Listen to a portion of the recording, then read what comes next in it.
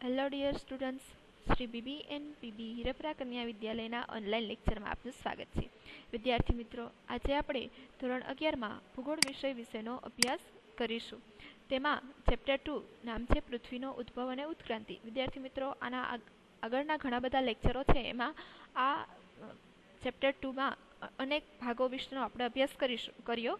આજે આપણે પૃથ્વી એક ગ્રહ તરીકે, પછી બિગ બેંગનો સિદ્ધાંત તેમજ પૃથ્વીની ઉત્ક્રાંતિ કેવી રીતે થઈ તેના વિશે અભ્યાસ કરીશું.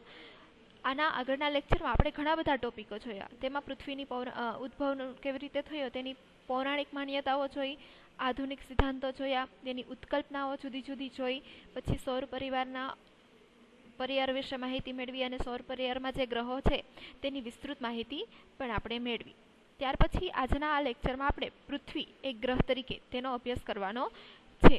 તો સૌપ્રથમ આપણે ખ્યાલ જ હશે બધા કે આપણે જ્યાં વસવાટ કરીએ છીએ એક ગ્રહ જેનું નામ છે પૃથ્વી.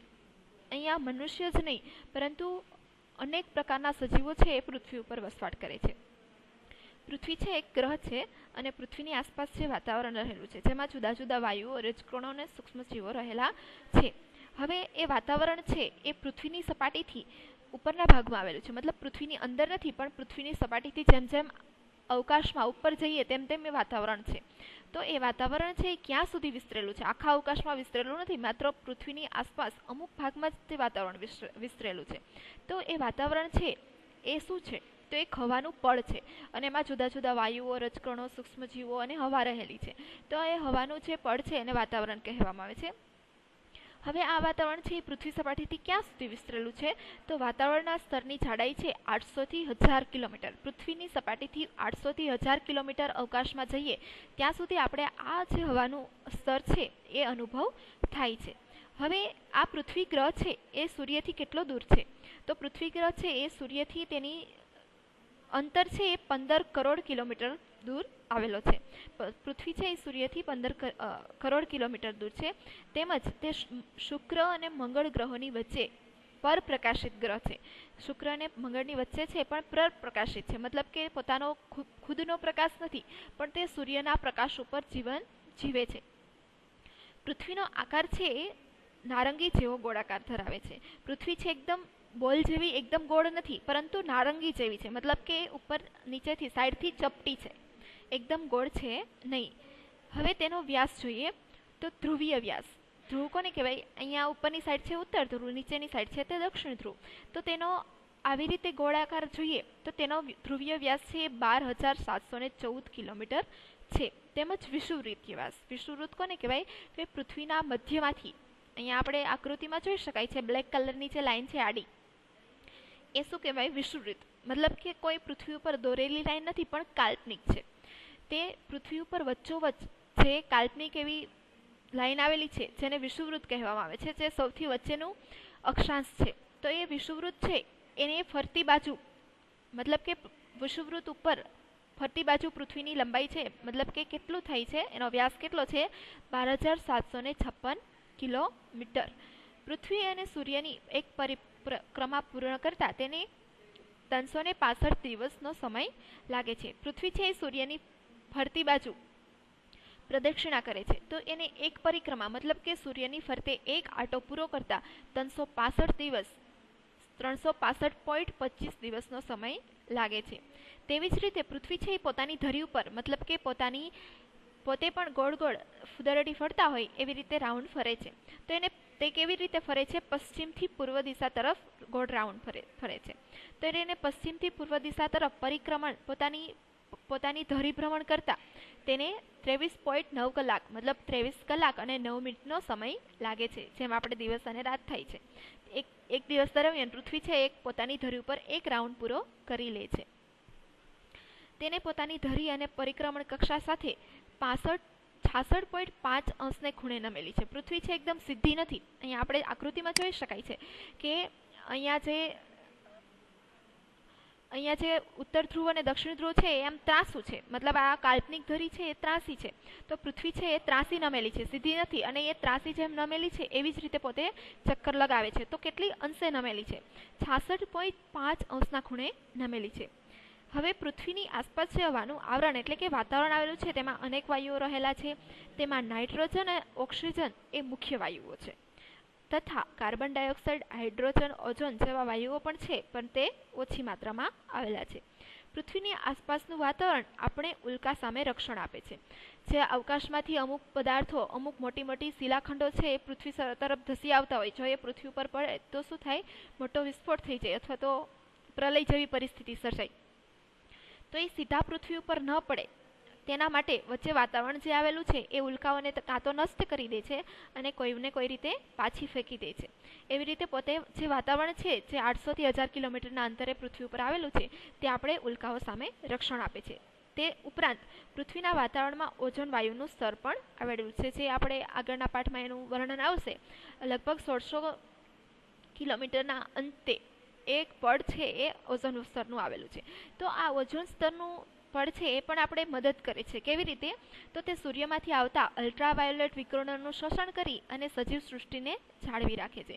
જો સૂર્યના કિરણો છે સીધા પૃથ્વી ઉપર પડે તો એટલા બધા એકદમ ગરમ હોય કે પૃથ્વી ઉપર સજીવ સૃષ્ટિ શક્ય બને નહીં, મતલબ કે આપણે બધા રહી શકીએ નહીં. એટલી બધી અત્યંત ગરમી પડે કે કોઈ પણ વસ્તુ છે એ થઈ શકે નહીં.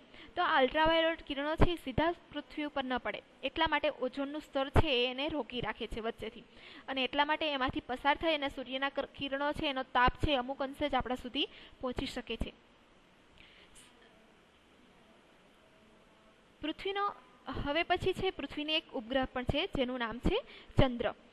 જ્યાં સુધી જીવ સૃષ્ટિ અસ્તિત્વમાં નથી, ચંદ્ર છે એ પૃથ્વીની ફરતે પ્રદક્ષિણા કરે છે અને પૃથ્વી જેવો મતલબ એમાંથી છૂટો પડેલો જ ગ્રહ છે, છતાં પણ તેમાં સજીવ સૃષ્ટિ છે એ શક્ય બની નથી. ચંદ્ર વિશેની વાત કરીએ તો તેનો વ્યાસ છે એ 3475 કિલોમીટરનો છે અને તે પૃથ્વીથી લગભગ એનું અંતર છે એ 3,85,000 કિલોમીટર છે. પૃથ્વીથી તે 3,85,000 કિલોમીટર દૂર છે. ચંદ્ર પોતાની ધરી ઉપર તથા પોતાની પૃથ્વીની આસપાસ પર ફરે છે. જેવી રીતે પૃથ્વી છે એ સૂર્યની આસપાસ અને પોતાની ધરી ઉપર ફરે, એવી જ રીતે ચંદ્ર છે એ પૃથ્વીનો ઉપગ્રહ હોવાથી ચંદ્ર પોતાની ધરી ઉપર પણ ફરે છે અને પૃથ્વીની આસપાસ પણ ફરે છે. તેનો ધરીભ્રમણ અને પરિક્રમણ સમય સરખો જ છે. ચંદ્ર છે એનો ધરીભ્રમણ મતલબ પોતાની ધરી ઉપર એક આંટો પૂરો ફરતા અને પૃથ્વીની ફરતે ચક્કર લગાવતા સરખો જ સમય લાગે છે. તે પોતાની ધરી ઉપર એક ચક્કર પૂર્ણ કરતા અને પરિક્રમણનો પૂર્ણ કરતા 29.5 દિવસનો સમય લાગે છે. તેમજ પૃથ્વીનું એક ચક્કર પૂર્ણ કરતા 29.5 દિવસનો સમય લાગે છે. મતલબ પોતાની ધરી ઉપર અને પૃથ્વીની પ્રદક્ષિણા કરતા તેને સરખો જ સમય લાગે છે. ચંદ્ર પર સજીવ સૃષ્ટિનું તો અસ્તિત્વ નથી, પરંતુ પૃથ્વીમાંથી છૂટો પડેલો ઉપગ્રહ વાતાવરણને સમજવા નાસાના વૈજ્ઞાનિકોએ ચંદ્ર પર યાત્રા કરેલી. તો પ્રથમ ચંદ્રયાત્રી હતા નીલ આર્મસ્ટ્રોંગ, જેને 20 જુલાઈ 1969માં તેને ચંદ્ર ઉપર પ્રથમ યાત્રી બન્યા હતા. અને ચંદ્રના બંધારણની વાત કરીએ તો તેના ખડકો મુખ્યત્વે આગ્નેય પ્રકારના છે અને ચંદ્રનું ગુરુત્વાકર્ષણ બળ પૃથ્વીના ગુરુત્વાકર્ષણ બળ કરતાં આશરે 6 ભાગનું છે. તેથી ત્યાં દરેક વસ્તુઓ વજનમાં હલકી લાગે છે અને ચંદ્ર પર મૃત જ્વાળામુખીઓ આવેલા છે. આવી રીતે પૃથ્વી છે એની બંધારણ છે અને તેને એક ઉપગ્રહ પણ આવેલો છે. વિદ્યાર્થી મિત્રો, હવે પછી આપણે બિગ બેંગનો સિદ્ધાંત અને તેના વિવિધ તબક્કાઓ જોઈએ. વિદ્યાર્થી મિત્રો, બિગ બેંગ અને તેના વિવિધ તબક્કા વિશે અભ્યાસ કરીશું. તો બિગ એટલે મોટું અને બેંગ એટલે ધડાકો અથવા વિસ્ફોટ. બિગ બેંગનો અર્થ થાય છે મોટો વિસ્ફોટ. આ એક થિયરી છે, બિગ બેંગ થિયરી. તે ખૂબ જ પ્રસિદ્ધ માનવામાં આવે છે. 20મી સદીના વૈજ્ઞાનિકોએ પૃથ્વી તથા તેના અન્ય ગ્રહો ઉપરાંત સમગ્ર બ્રહ્માંડનો ઉદ્ભવ સંબંધિત સમસ્યાનું સમાધાન કરવા એનો પ્રયત્ન કર્યા હતા કે ખરેખર જે સૌરમંડળ છે એને બ્રહ્માંડનો ઉદ્ભવ કેવી રીતે થયો અને તેમાં રહેલા ગ્રહોનો ઉદ્ભવ કેવી રીતે થયો તેને સમજવા માટે અનેક સિદ્ધાંતો અપાયા. તેમાં વર્તમાન બ્રહ્માંડના ઉદ્ભવ સંબંધે બિગ બેંગનો સિદ્ધાંત છે એ ખૂબ જ આધુનિક માનવામાં આવે છે. આ સિદ્ધાંતને વિસ્તરણ પામતા બ્રહ્માંડની વિચારધારા પણ કહે છે. બિગ બેંગ થિયરી એક વિસ્તારવાદી સિદ્ધાંત અને બિગ બેંગ સિદ્ધાંત છે એકદમ ખૂબ જ વિસ્તરણવાદી સિદ્ધાંત ગણવામાં આવે છે. તો આ સિદ્ધાંત છે એ સૌપ્રથમ મતલબ કે આ સિદ્ધાંતનો વિચારધારા કોને રજૂ કરી છે? તો બિગ બેંગ થિયરી છે એની સિદ્ધાંત છે બેલ્જિયમના વિદ્વાન જ્યોર્જ લિમેત્રેએ આપ્યો હતો. તેને આ છે સૌપ્રથમ આવો વિચાર કે ખરેખર બ્રહ્માંડનો વિસ્તરણ થઈ રહ્યું છે, વિસ્તાર થઈ રહ્યો છે, બ્રહ્માંડના ગ્રહો છે એકબીજાથી દૂર દૂર જઈ રહ્યા છે, તેના વિશેની વિચારધારા છે એ જ્યોર્જ લિમિત્રેએ આપેલી હતી. તે મૂળ બેલ્જિયમના હતા. તે સિદ્ધાંતને અનુકૂળ ઈસવીસન 1920માં એડવિન હમ્બલ નામના ખગોળશાસ્ત્રીએ જાહેર કર્યું કે બ્રહ્માંડનું વિસ્તરણ થઈ રહ્યું છે. આ જ થિયરીને સમર્થન આપતા એડવિન હબ્બલ હતા, તેમણે પણ એ થિયરીને સમર્થન આપ્યું કે ખરેખર બ્રહ્માંડનું વિસ્તરણ થઈ રહ્યું છે. મતલબ કે બ્રહ્માંડના જે ઉપગ્રહો છે અથવા તો ગ્રહો છે કે બ્રહ્માંડના બધા ગ્રહો છે એકબીજાથી દૂર દૂર ખસી રહ્યા છે અને સમયાંતરે આકાશગંગાઓ અવિરતપણે એકબીજાથી દૂર ખસી રહી છે. તેમણે એવો પણ વિચાર રજૂ કર્યો કે જે અવકાશમાં આકાશગંગાઓ આવેલી છે, ગ્રહોના મંડળો આવેલા છે, તે એકબીજાથી દૂર દૂર ખસી રહ્યા છે. બિગ બેંગના સિદ્ધાંત અનુસાર બ્રહ્માંડના વિસ્તાર સંબંધે વિવિધ તબક્કાઓ જણાવી અને એના અવસ્થાઓમાં થઈ રહ્યા છે. મતલબ કે બિગ બેંગનો જે સિદ્ધાંત આપ્યો તેમાં અમુક તબક્કાઓ રજૂ કર્યા છે જે આપણે અહીંયા આપેલા છે કે બિગ બેંગમાં સૌપ્રથમ શું થયું હશે, ત્યારબાદ બ્રહ્માંડની રચના કેવી રીતે થઈ હશે અને પહેલા પૃથ્વી કેવા સ્વરૂપે હતી ને પછી શું થયું હશે અને કેવી રીતે ગ્રહોની નિર્માણ થયું હશે તેના વિશેના જુદા જુદા તબક્કાઓ છે અહીંયા આપેલા છે. તો તેમાં પ્રથમ તબક્કો છે કે બ્રહ્માંડની રચના જેનાથી થઈ તે પદાર્થો પ્રારંભે નાના ગોળા સ્વરૂપમાં હતા અને એક જ સ્થાને સ્થિર હતા. આદિ પદાર્થો અત્યંત સૂક્ષ્મ હતા, તેનું તાપમાન ઘનતા ખૂબ જ હતા. પહેલો તબક્કો એમ કે છે કે બ્રહ્માંડની રચના જે પદાર્થથી થઈ છે એ પદાર્થ છે સૌપ્રથમ સાવ નાના ગોળા સ્વરૂપ હતો, એક જ પદાર્થ હતો બ્રહ્માંડમાં અને એકદમ સ્થિર હતો, કે કોઈ પણ જગ્યાએ તેનું હલનચલન હતું નહીં ને ખૂબ જ સૂક્ષ્મ, ખૂબ જ નાનો હતો અને એની તાપમાન અને ઘનતા ખૂબ જ વિશાળ હતા. મતલબ કે ખૂબ જ ઘન હતો, એનું ઘન છે એ ઘનતા ખૂબ જ હતી અને એનું તાપમાન પણ અત્યંત પ્રચંડ હતું. પછી શું થયું કે તે ખૂબ જ નાના ગોળામાં પ્રચંડ વિસ્ફોટ થયો.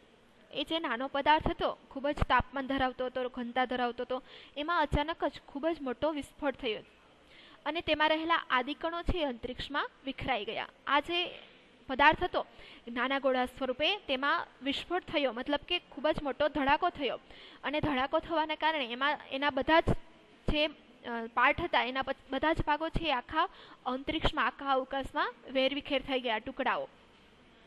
બિગ બેંગની ઘટનાને આજથી લગભગ 13.7 અબજ વર્ષ પહેલા થઈ હશે. બિગ બેંગનો સિદ્ધાંત જેમણે આપ્યો તેમણે એવું કીધું કે આ ઘટના, મોટો ધડાકો છે એ 13.7 અબજ વર્ષ પહેલા થયો હશે અને પ્રચંડ વિસ્ફોટને કારણે 1 સેકન્ડ કરતાં અધિક સમયમાં આદિ કણો છે અંતરિક્ષમાં ફેલાઈ જઈ અને બ્રહ્માંડમાં વિસ્તરણ પામ્યા હશે. આ ધડાકો થયાની સાથે એક જ સેકન્ડમાં બધા જ કણો છે એ આખા બ્રહ્માંડમાં વિસ્તરાઈ ગયા. મતલબ કે જે અત્યારે ગ્રહ સ્વરૂપે છે એ બધા જ કણો છે એ અંતરિક્ષમાં એક જ સેકન્ડમાં ફેલાઈ ગયા હશે. એટલો પ્રચંડ વિસ્ફોટ થયો અને બ્રહ્માંડનું વિસ્તરણ આજે પણ ચાલુ છે, પરંતુ તેની ગતિ ધીમી પડી ગઈ છે. આ જે વિસ્ફોટ થયો તેના ઉપરથી એવું કહે છે કે એ વિસ્તરણનું પ્રમાણ છે હજી પણ ચાલુ જ છે, ધીમે ધીમે વિસ્તરણ થઈ જ રહ્યું છે, પરંતુ તેની ગતિ છે એ પહેલા કરતાં ધીમી થઈ ગઈ છે. બિગ બેંગને થતાની સાથે માત્ર 3 જ મિનિટમાં પ્રથમ પરમાણુની ઉત્પત્તિ થઈ હશે. આ બિગ બેંગ મતલબ કે મોટો ધમાકો થયાની 3 મિનિટમાં જ પ્રથમ પરમાણુ મતલબ કે પ્રથમ અણુ છે એની ઉત્પત્તિ થઈ હોય એવું વૈજ્ઞાનિકોનું માનવું છે. બિગ બેંગ થયા બાદ આશરે 3 લાખ વર્ષ દરમિયાન તાપમાન 4500 ડિગ્રી કેલ્વિન સુધી નીચે આવ્યું અને આણ્વિક પદાર્થોનું નિર્માણ થયું હશે. આ જે બિગ બેંગ મતલબ મોટો ધડાકો થયો, સૌપ્રથમ તો જે અણુ હતો, મેઇન જે નાનો ગોળો સ્વરૂપે અને ઘનતા ધરાવતો, તાપમાન ધરાવતો અણુ હતો એ ખૂબ જ ગરમ હતો અને પછી વિસ્ફોટ થયા, આખા અંતરિક્ષમાં બધા જ ગ્રહો સ્વરૂપે જે બધા ફેલાઈ ગયા, એ બધાને ઠંડો પડતા લગભગ 3 લાખ વર્ષનો સમય લાગ્યો હશે અને 3 લાખના સમયના અંતે 4500 કેલ્વિન સીધું તાપમાન છે એ નીચું આવી ગયું અને પછી ઠંડા પડી અને અણુઓનું નિર્માણ થયું એવું આ થિયરી સૂચવે છે. આવી રીતે બિગ બેંગનો સિદ્ધાંત છે એ આપવામાં આવ્યો હતો, જે જ્યોર્જ લિમિત્રે આપેલો હતો. આ સિદ્ધાંત વિશે છે આપણે એક્ઝામમાં પૂછાઈ શકે છે કે ટૂંકા પ્રશ્ન પણ પૂછાઈ શકે અને એક ટૂંક નોંધ તરીકે પણ બિગ બેંગનો સિદ્ધાંત પૂછાય છે. તો એમાં ટૂંકા પ્રશ્નમાં બિગ બેંગનો સિદ્ધાંત કોને આપેલો હતો, એ જે હતા વ્યક્તિ એ ક્યાંના હતા, એવા પ્રશ્ન પૂછાઈ શકે છે અને આ બિગ બેંગ થિયરી તો મોસ્ટ એમપી લગભગ પૂછાય જ છે. ત્યાર પછી આપણે પૃથ્વીની ઉત્ક્રાંતિ વિશે જોઈએ. પૃથ્વીની ઉત્ક્રાંતિ કે પૃથ્વીનો ઉદ્ભવ થયો, પૃથ્વી ગ્રહ તરીકે આવ્યો પછી પૃથ્વીની ઉત્ક્રાંતિ મતલબ પૃથ્વીનો વિકાસ થયો. તો પૃથ્વી આપણે અત્યારે જે સ્વરૂપમાં જોવા મળી છે એ કેવી રીતે એનું વિસ્તરણ થયેલું છે, એમાં કયા કયા વસ્તુઓનો સમાવેશ થાય છે તેનો આપણે અભ્યાસ કરીશું. પૃથ્વી આજે જે સ્વરૂપમાં જોવા મળે છે તે ભૂતકાળમાં ન હતી. પૃથ્વી છે એક સામાન્ય ગ્રહ તરીકે જ હતી, પરંતુ સમયાંતરે તેમાં સજીવ સૃષ્ટિને બધી વસ્તુઓ વનસ્પતિ સૃષ્ટિનો બધાનો વિકાસ થયો. તો એ કેવી રીતે થયો અને ધીમે ધીમે બધું અસ્તિત્વમાં આવ્યું. તો અત્યારે કઈ કઈ વસ્તુ છે એનો વિકાસમાં સમાવેશ થાય છે. તો પૃથ્વીનું વર્તમાન સ્વરૂપ છે તેના ક્રમિક વિકાસને અનેક યુગ પછી પ્રાપ્ત થયું છે. અનેક વર્ષોના વર્ષો વીતી ગયા પછી પૃથ્વી છે એનું અત્યારે સ્વરૂપ છે જોવા મળે છે. કેટલા કરોડો વર્ષો પછી આ અત્યારની પરિસ્થિતિ જોવા મળે છે. તો પૃથ્વી તેના ઉદ્ભવ સમયે અતિશય તપ્ત વાયુના ગોળા સ્વરૂપે હતી. પૃથ્વીનો જ્યારે ઉદ્ભવ થયો તે એકદમ ગરમ વાયુના ગોળા સ્વરૂપે હતી અને પૃથ્વી પરનું વાતાવરણ છે એ હાઇડ્રોજન અને હિલિયમ વાયુઓનું બનેલું હતું. પૃથ્વી પર માત્ર શરૂઆતમાં 2 જ વાયુઓ હતા, હાઇડ્રોજન અને હિલિયમ. પરંતુ આજે પૃથ્વી જળ અને જીવજગતથી સુશોભિત એક સુંદર જીવંત ગ્રહ છે. આખા સૌર્યમંડળમાં પૃથ્વી એક જ એવો ગ્રહ છે જ્યાં સજીવ સૃષ્ટિ ધરાવે છે. તેમાં જળ અને જીવ જગત બધું જ જોવા મળે છે અને સુંદર ગ્રહ છે. તેના કારણે પૃથ્વીના આ રૂપ પરિવર્તન માટે અનેક ઘટનાઓ અને પ્રક્રિયાઓ જવાબદાર છે. પૃથ્વી છે એની આ સ્વરૂપ જે પરિવર્તન થયું એના માટે અનેક ઘટનાઓ ઘટી અને અનેક પ્રક્રિયાઓ બાદ આ પૃથ્વીનો ઉદ્ભવ અને ઉત્ક્રાંતિ શક્ય બની. એના માટે કરોડો વર્ષોનો સમય લાગી ગયો હશે. તો પૃથ્વી ઉપર કયા ભાગમાં શું આવેલું છે? તો પૃથ્વીની સપાટી પર લગભગ 71% વિસ્તાર ઉપર જળ રાશિ મતલબ કે પાણી પથરાયેલું છે. જે મોટા મોટા મહાસાગરો, પછી સરોવરો, તળાવો, પછી પૃથ્વીની જમીન સપાટી ઉપર પણ જળાશયો ને બધું રહેલું છે. તો એવું પાણી છે એ ટોટલ પૃથ્વી ઉપર 71% વિસ્તારમાં આવેલું છે. તેથી તેને જલીય ગ્રહ પણ કહે છે. અને પૃથ્વીની ચારે બાજુ વીંટળાઈને આવેલા હવાના આવરણને વાતાવરણ કહે છે. પૃથ્વી છે એની જે જમીન સપાટી છે, પૃથ્વી ઉપર જ્યાં જ્યાં જળ આવેલું છે તેને જલાવરણ કહે છે. અને જે પૃથ્વીની સપાટીથી ઉપરના ભાગમાં જેમ જેમ હવાનું આવરણ એમાં જુદા જુદા વાયુઓ આવેલા છે એ હવાના આવરણને શું કહેવામાં આવે છે? વાતાવરણ. અને પૃથ્વી ઉપર જેટલા જળરાશિઓ છે, જળરાશિ એટલે કે પૃથ્વી ઉપર જેટલા જળના સ્ત્રોતો છે કે જે સરોવર, નદી, તળાવ, પછી મહાસાગરો, સમુદ્ર એ બધાનો સમાવેશ શેમાં થાય? જળરાશિમાં. તો એ બધા જળનું પાણીનું જે આવરણ છે એને જલાવરણ કહેવામાં આવે છે. વાતાવરણમાં રહેલા ઓક્સિજન અને નાઇટ્રોજન વાયુઓ જીવસૃષ્ટિને જીવંત રાખે છે. પૃથ્વી સપાટીનું ઘન આવરણ જે માટીના સ્તરો કે ખડકોના સ્તરોનું બનેલું છે તેને મૃદાવરણ કહે છે. પૃથ્વીની સપાટી પર જે ઘન પોપડો જમીન વિસ્તાર આવેલો છે, માટી અને ખડક સ્તરોનો બનેલો જે જમીન વિસ્તાર છે તેને શું કહેવાય? મૃદાવરણ. મૃદા એટલે થાય માટી. તો એ ભૂકવચ, મૃદાવરણ અથવા ભૂકવચ પણ કહેવામાં આવે છે. હવે વાતાવરણ, જલાવરણ અને મૃદાવરણ આ ત્રણેય આવરણમાં જુદી જુદી રીતે જીવસૃષ્ટિ અસ્તિત્વ ધરાવે છે. જમીન ઉપર પણ જીવસૃષ્ટિ જોવા મળે છે, આપણે બધા મનુષ્યો, બીજા અન્ય પ્રાણીઓ. પછી જલ એટલે પાણીમાં પણ જીવસૃષ્ટિ હોય છે, જે માછલીઓ હોય કે અન્ય પ્રકારના પાણીના જીવો હોય એ બધા સજીવો જ હોય છે, તે જ પાણીમાં વસવાટ કરે છે. એવી જ રીતે વાતાવરણમાં પણ સૂક્ષ્મ જીવો વસવાટ કરે છે જે સજીવ હોય છે. તો આ ત્રણેય આવરણમાં જુદી જુદી જીવસૃષ્ટિ અસ્તિત્વમાં આવે છે. એ સમગ્ર જીવસૃષ્ટિને સાંકળતા આવરણને જીવાવરણ કહે છે. આવી રીતે પૃથ્વીનો ઉદ્ભવ છે અને તેનો વિકાસ છે આ 4 આવરણના સંદર્ભમાં થયેલો છે: વાતાવરણ, જલાવરણ, મૃદાવરણ અને જીવાવરણ. અને એવી રીતે પૃથ્વીનો વિકાસ છે એ સ્થળ બાય સ્થળ હજુ પણ ચાલુ જ થઈ રહ્યો છે. વિદ્યાર્થી મિત્રો, આજે આપણે આ લેક્ચરને અહીં પૂરો કરીશું. આવતા લેક્ચરમાં આપણે વાતાવરણ અને જલાવરણનો ઉદ્ભવ અને ઉત્ક્રાંતિ કેવી રીતે થઈ અને જીવનો ઉદ્ભવ કેવી રીતે થયો તેના વિશેનો અભ્યાસ કરીશું. Thank you.